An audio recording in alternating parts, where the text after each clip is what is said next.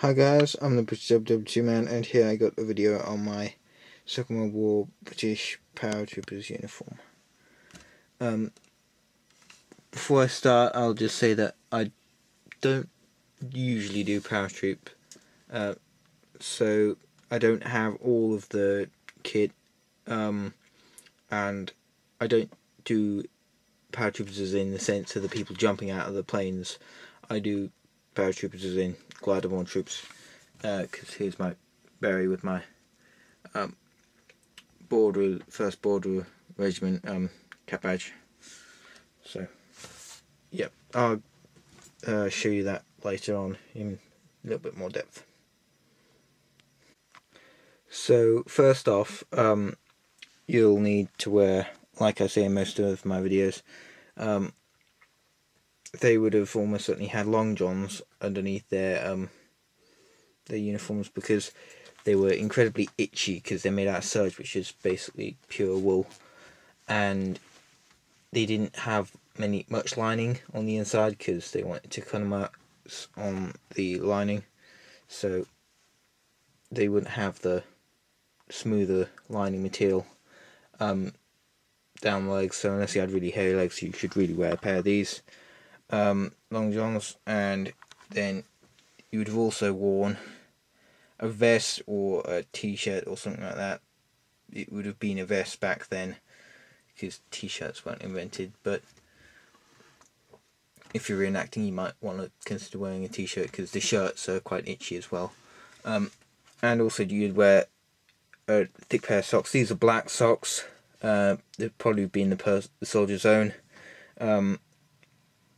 Wouldn't have been issued to him if they were black. They would have been issued khaki if he'd been issued them. He'd have got khaki ones. So yeah, they're the basic undergarments. Now I'll move on to the feet. These are a standard pair of British Army ammunition boots, or ammo boots as they're nicknamed. They're made out of leather, and these were used by all units in the British forces during the Second World War. They were modified for some use, such as there were different versions, sometimes some air crews or other people who were doing special duties, but basically the style was exactly the same. They're quite hard leather. These are 1950s, but virtually exactly the same style, didn't change. On the bottom, it would originally have 12 studs, but my ones have lost some of the studs due to wear and tear. You can see at the bottom. That's my worse off boot. This is my better one. And it has a heel plate and a toe plate, and they're supposed to give you grip. So these were ex-guardsmen's boots. And what the guards used to do is, and they still do, is they wax them in honey and then take a blowtorch to them, and that melts the honey. No, not honey, the beeswax into the boots, and that then allows the boots to keep a really nice shine, so you don't have to polish them as much. And unfortunately, there's a nasty side effect which makes them incredibly hard. Listen to this. They shouldn't be like that. Anyway, so moving on to them. Off those, these are a pair of British Pattern 37 gaiters. These are both 1939 dated, and they're basically, the design of them was so that you wear them on your boots, over the top of your boots and the bottom of your trousers, and it'd stop your trousers flopping around and getting mud up them, and it would also stop your bootlaces if they became undone, you tripping over them or them getting in the way, etc., or get tangled. And so yep, these pea green blancoed, which is a blanco was a thing that was created by the British Army, I believe, which was to basically changed the colour of webbing, because the colour of the webbing originally when it started out would be this colour. By the way, this material's webbing, if you didn't know. And so they start off like this. These are another pair of gaiters that I've got, which this is what they look like when they're not done up around the boots and trouser legs. And these are 1941 dated. A slightly different version because they don't have the metal parts at the end of them here, but they're virtually exactly the same. So yeah, the Paras had virtually exact same uniforms as most British troops, just the only slight difference was that they had Denson smocks and different helmets, and they were also issued with Fairbairn Sykes fighting knives. So I'll continue on. I'll show you these gaiters on the amber boots now. So here are the other pair of gaiters attached to my boots. So I actually found out that these are 1937 dated, I think. So anyway, they're slightly smaller, a lot smaller than these. So these style of gaiters would have been used by well, the Pattern 37 was used by all British forces during the Second World War, and these gaiters here would have been used in Italy, Sicily, that sort of area, but could have been brought into Europe if a unit had been transferred from Italy to Europe, or if they just had spare supplies of the kit that was meant to be going to Italy. Might have sidelined it to Europe. Anyway, so just thought show you them. Now moving on to the shirts. So here's my Second World War style British collarless shirt. Yeah, like I said, it was used by all troops, not just the airborne troops, but the infantry as well. And it started off use in the infantry because the airborne wasn't invented until I think it was 1941. This is a post-war 1965 dated shirt, but literally exactly the same. You might have seen me in another video editing it to being a collarless shirt from being a shirt with a collar and pockets. I'll probably post a link with that, with me doing that in the description below. So yeah, it's made out of wool, which is quite itchy, so you'd want to wear something underneath it. I usually wear something like either a vest or something with long sleeves underneath it, but luckily with this one, the person who had it before me shaved the inside, because I heard that they used to shave the insides of the shirts to stop them from being so itchy, and that's what's happened with this one. So I don't really need to worry about wearing anything underneath it apart from really a vest if I need to. So moving on. Now here are the standard Pattern 40 British Second World War trousers.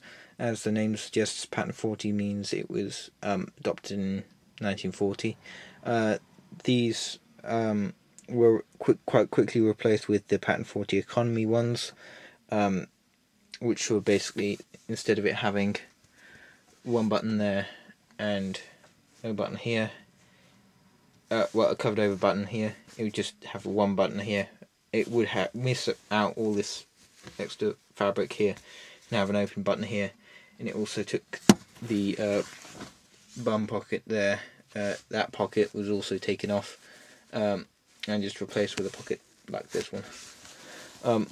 It also had some other subtler adjustments, such as the scallop in this pocket. It just went straight, just missed out a little bit. Anyway, these are a post Second World War French ones actually, but someone's converted them, who had them before me, to be Second World War. I've created a label for them I found off the internet. So yeah, it says that this one is 42 dated. Anyway, these braces aren't particularly accurate because you're meant to have white ones because they're the ones you're issued with. But if you were an officer, then you could buy your own braces. But I don't think this is true, but some people would have used ones that were similar in style. Anyway, so moving off that. So like I said, these are incredibly itchy on the inside because if you have a look, that's all wool. So yeah, that's basically it. This was used by the infantry and all the armed forces, apart from there's one slight difference with the paratrooper ones. Paratrooper ones had a difference, which was it had a pocket. This pocket had brass button here, brass button here, and brass button here, and I think they were poppers as well. And it also had a space for a fighting knife, Fairbairn Sykes fighting knife slit here, but I don't have those because I just don't. Anyway, moving on. This is my Pattern 40 tunic, which was blouse, battle dress blouse, which was used by the British Army and adopted in 1940. This one isn't actually British, but it looks exactly the same. Just a couple of buttons here, and it's virtually the same. This is actually a French post-Second World War battle dress. The only slight difference is the colour, and it's not meant to be done all the way up like that, but I've made it so it can. So yes, like I said, it designed in 1940. Also, the reason why I don't have any insignia on the sleeves is they used to with some units when they dropped them behind lines. They used to make sure that they didn't have unit insignia, so the enemy wouldn't know what unit they're from. Because if you get captured, you can say you don't know what unit you're from, or you can refuse to say what unit you're from, but the enemy will just go, oh, look at your tunic and say you're from 4th Wiltshires or whatever,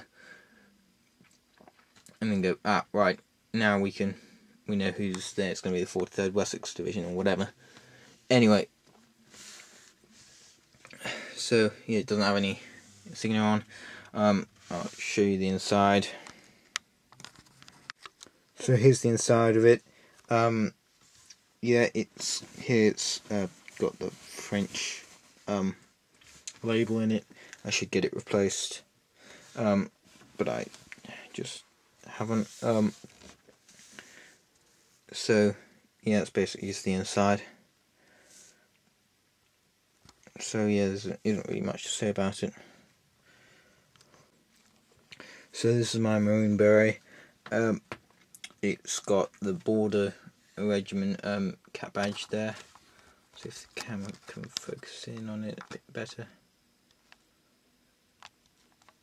There. So yeah, they were used in Arnhem and they were all completely captured, and the regiment was basically destroyed. Was all captured. Most of them were captured. It never saw active service again. About a couple of dozen squads survived. Anyway, so yeah, so that's basically it. All paratroopers would be issued with maroon beret. I shouldn't really say that because it's an Americanism, but they would all be issued with a red beret, and yeah, these are glider troops, so they wouldn't be issued with the typical one with the parachute wings and the jump wings, because they wouldn't have done the jumps from to get their parachutist wings, because didn't need to. So they'd just be on gliders, and the gliders be towed behind the transporter planes. The transporter plane would let go of the glider. The glider would glide down, land on the ground, brake. Paratroopers would jump out, and not paratroopers, airborne infantry, I should say, would run out and take up positions. I don't have a paratrooper's helmet, but I might see if I can try and find one. I'll show you the closest thing I do have to one.